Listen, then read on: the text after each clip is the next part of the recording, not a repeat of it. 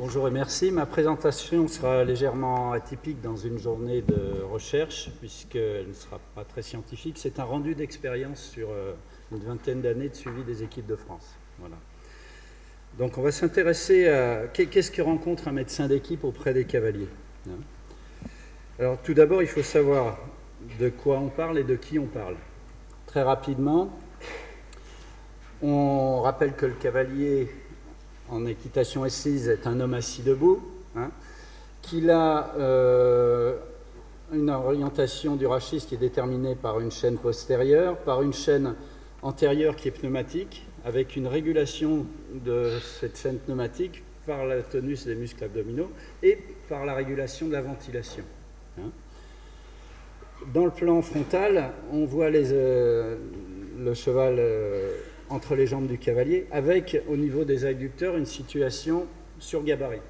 Au niveau des adducteurs, il va y avoir une impossibilité de travail concentrique sur des amplitudes importantes.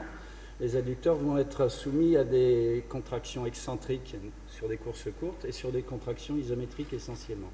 Ça va nous augurer déjà une partie des pathologies. Et entre ces chaînes antéro-postérieures et le travail des adducteurs, il y a un pont qui est le muscle psoas, qui fait qu'une pathologie d'adducteur va interférer sur une pathologie du rachis et réciproquement. Il y a un dysfonctionnement, c'est une pathologie. En équitation, en suspension, en appui sur les étriers et sur le plat des cuisses, on voit apparaître une composante un peu différente, un travail de sustentation des chaînes postérieures et l'intervention des quadriceps et des soléaires, qui sont des muscles de fond, des grosses pompes à oxygène, un métabolisme aérobie important, qui font que la physiologie en équitation assise et la physiologie en équitation en suspension va être légèrement différente.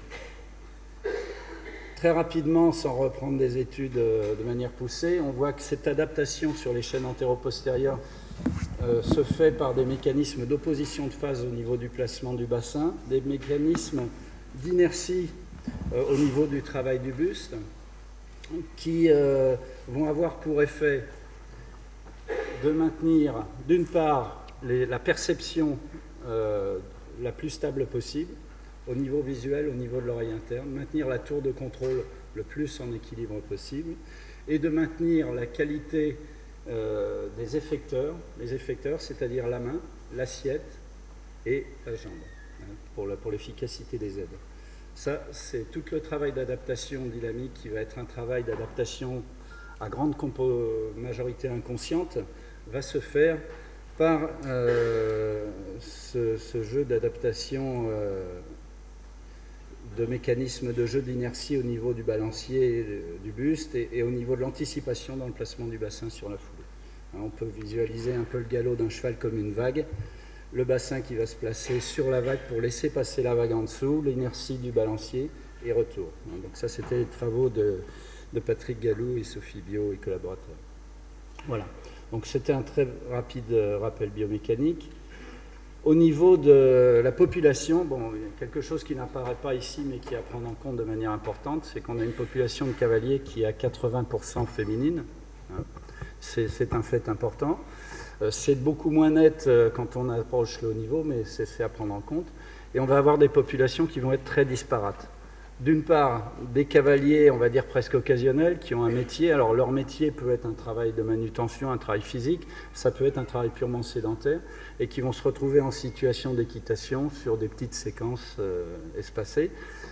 Et le cavalier professionnel, qui est un cavalier avec un profil très particulier, parce que c'est un sportif, il monte 6 à 10 chevaux par jour, mais c'est aussi quelqu'un qui a une entreprise agricole, il va faire les box, il va faire de la manutention, il va faire des kilomètres pour aller sur les compétitions, il va avoir un travail de valorisation des chevaux et donc de commerce, il va falloir qu'il ait tout un travail relationnel, ce qui fait que c'est un homme qui grille la vie par les deux bouts, qui n'a pas laissé de place à ses temps de récupération la plupart du temps, et qui en plus peut être un enseignant et se donner des heures de piétinement en position statique.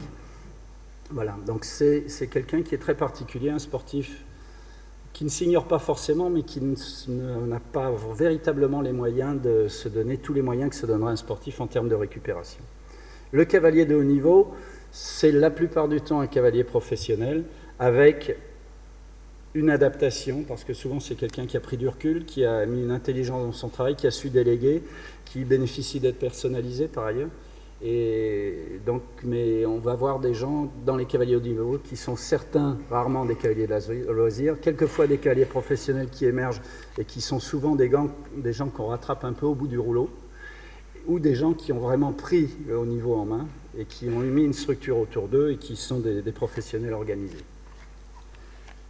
Alors, les pathologies, donc ce qu'on va rencontrer comme pathologie essentiellement dans les pathologies chroniques, ce sont des séquelles traumatiques avant tout. Avant tout des séquelles traumatiques qui peuvent être des séquelles de chute, des pathologies liées à l'écurie, parce qu'un cavalier qui va aux Jeux Olympiques peut très bien avoir à faire sa ligne de boxe et se prendre une hernie discale en faisant de la maçonnerie. Des séquelles de chute, des séquelles traumatiques, et les séquelles de lésions d'adducteurs de hanche. C'est essentiellement ce qu'on va rencontrer comme pathologie installée quand on va suivre les cavaliers. À côté de ça, il y a des pathologies qui sont des pathologies de surmenage progressif, microtraumatiques, qu'on va détailler ultérieurement. Donc les pathologies d'écurie, il faut imaginer, c'est le travailleur agricole. Les coups de pied, les pathologies d'utilisation d'engins, les pathologies de port de charges lourdes, donc tout ça, c'est pas très spécifique, mais quand vous voyez un cavalier de haut niveau, vous avez tout ça. Les séquelles de chute, essentiellement, bon, je les ai mises dans un ordre qui est plutôt l'ordre de la gêne fonctionnelle dans les séquelles de chute. C'est vrai que le membre supérieur, c'est 30%. Des traumatismes, mais ça pose rarement des séquelles invalidantes. Ce qu'on voit comme séquelles invalidantes, c'est essentiellement des lésions du rachis, des bassins des hanches, et puis quelquefois des membres inférieurs, notamment des disjonctions péronotibiales inférieures sur des chutes sous le cheval. Voilà. Donc les pathologies traumatiques au niveau des adducteurs de hanche, on en a vu l'explication, ce sont des sollicitations excentriques brutales, avec souvent des déséquilibres entre les adducteurs et les abducteurs de hanche, donc chez les cavaliers pas très bien hydratés. On rencontre essentiellement les plus invalidantes des lésions de désinsertion, ainsi que des séquelles musculaires qui peuvent être fibreuses, qui peuvent être des calcifications. Et les pathologies chroniques microtraumatiques, donc on va voir des pathologies rachidiennes, essentiellement cervicales et lombaires, des pathologies d'adducteurs, comme on en a déjà parlé un petit peu, une pathologie fémoro-patellaire, mais qui va être très marginale, et une pathologie dermatologique au niveau de la zone d'appui de l'assiette. Voilà. Donc les pathologies rachidiennes, essentiellement cervicales et lombaires. Par contre, on fait une grande métrique sur la pathologie lombaire du cavalier. On s'aperçoit que la fréquence des lombalgies chez le cavalier n'est pas supérieure à la fréquence de la population générale.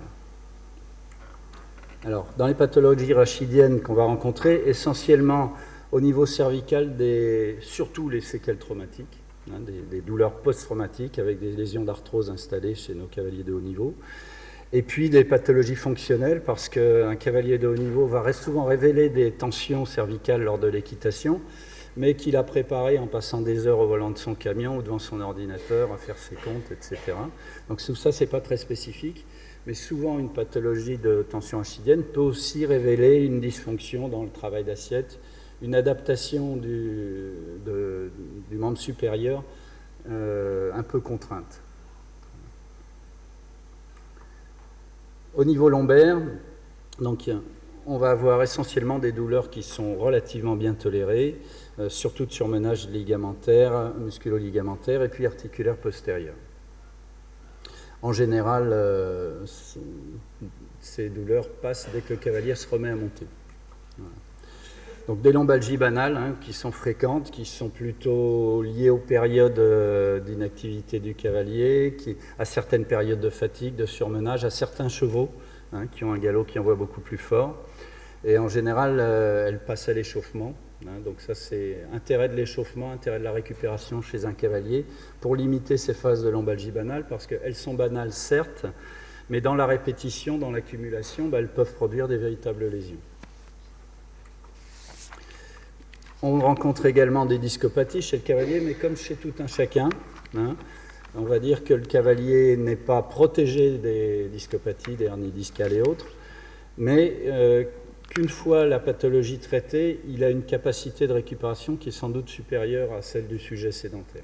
Donc souvent, on va utiliser l'équitation, une équitation guidée, dirigée, pour favoriser la réadaptation. Et nous, on a des cavaliers de haut niveau qui ont été opérés d'une hernie discale dans les moins de 6 mois avant les Jeux Olympiques et qui ont participé à leurs Jeux Olympiques. Les syndromes articulaires postérieurs sont beaucoup plus fréquents, mais les cavaliers n'en souffrent en général pas à cheval, ils en souffrent pendant l'enseignement, pendant les heures d'enseignement.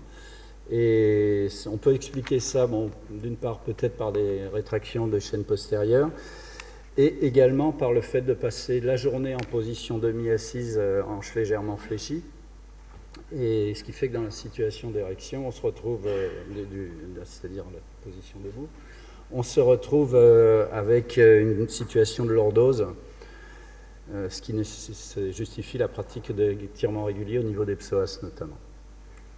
Voilà. On rencontre davantage de lésions dystrophiques au niveau du rachis dorsal, notamment chez les cavaliers, que chez les non-cavaliers, et ceci d'autant plus que la pratique a été précoce, mais en général, les cavaliers les supportent bien. Le spondylolisthésis n'a pas de surfréquence particulière. Au niveau des adducteurs, on va avoir souvent des contracteurs, des contractures, et puis des problèmes de tendinopathie. On a pu observer des aspects échographiques un peu atypiques, mais chez des gens qui n'avaient pas forcément mal, donc ça montre la sollicitation des adducteurs. Et donc les facteurs de risque des tendinopathies sont les mêmes que pour tous les tendons, mais on les rencontre chez les cavaliers comme chez les autres. En particulier, la sollicitation prolongée en course excentrique, le fait de ne pas forcément avoir une dynamique d'étirement, souvent peu hydraté, pas forcément une gestion diététique extraordinaire chez nos cavaliers, l'absence de préparation spécifique, c'est-à-dire d'échauffement, de préparation en travail excentrique, de récupération en étirement, et un déficit des abducteurs, une technique défaillante, ça c'est surtout chez les cavaliers débutants, qui poussent à enserrer le cheval, et souvent chez les cavaliers même de haut niveau, on voit à l'occasion d'un changement de selle, d'un changement sur certains chevaux de gabarits très différents, on peut avoir une dysadaptation subite qui provoque une tendinopathie. Voilà. Les gonalgies du cavalier, essentiellement fémoro-patellaires, elles sont mineures, on les rencontre quelquefois chez les cavaliers de haut niveau, mais en général avec une prise en charge rééducative et quelques adaptations techniques, on s'en sort bien. Ceci dit, j'ai vu, malgré tout, en équitation de dressage, des cavaliers qui avaient déclenché des syndromes fémoro-patellaires, sans doute parce qu'ils imprimaient de manière artificielle une rotation à leur hanche. Voilà. Chez quelqu'un qui, par contre, a déjà une pathologie installée, ça peut être un facteur pénalisant. Au niveau du siège, on a pu décrire un peu comme chez le cycliste, ou le troisième testicule du cycliste. Moi, j'ai été amené à ponctionner des hématomes gros comme le poing au niveau des ischions, essentiellement sur un travail d'assiette diagonale chez les dresseurs, avec une nécessité pendant un moment d'adapter la selle, la sellerie, l'équitation, et puis des problèmes de frottement avec des dermatoses banales à staphylocoque. Voilà, et il est décrit comme facteur favorisant pour les problèmes hémorroïdaires, l'équitation. Moi, j'attends les études. Voilà. Donc, le cavalier, avant tout, un risque traumatique, un impact des séquelles traumatiques sur la performance du cavalier de haut niveau. Et je vous remercie.